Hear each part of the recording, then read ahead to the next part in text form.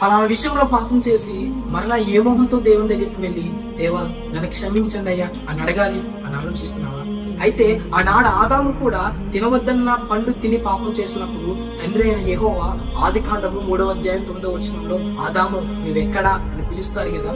ఈ రోజున తప్పు చేశానే, పాపం చేశానే అని బాధపడుతున్న నిన్ను కూడా దేవుడు పిలుస్తా ఉన్నాడు. నువ్వు నిజంగా విశ్వాసం పాపం జోలికి వెళ్ళను, మళ్ళా తప్పు జోలికి వెళ్ళను నువ్వు అనుకున్నట్లయితే దేవుడు మరొక అవకాశం నీకు ఇస్తా ఉన్నాడు. ఉన్న ఫలంగానే నువ్వు కళ్ళు మూసుకొని దేవా ఇదిగో పలానా విషయంలో నేను పాపం చేశానయ్యా, పలానా విషయంలో నిన్ను విడిచిపెట్టి వెళ్ళిపోయానయ్యా, మరలా ఆ తప్పు నేను చేయను, మరలా ఆ పాపం జోలికి నేను వెళ్ళను ప్రభా అని నువ్వు ప్రార్థించినట్లయితే దేవుడు నిన్ను క్షమించడానికి సిద్ధంగా ఉన్నాడు. మరి ఇంకెందుకు ఆలస్యం? నువ్వు ఉన్న ఫలంగానే విశ్వాసంతో దేవా నన్ను క్షమించు అని ప్రార్థించు. దేవుడు ఖచ్చితంగా నీ ప్రార్థన ఆలకించునుగాక. ఆమేన్. Praise the lord.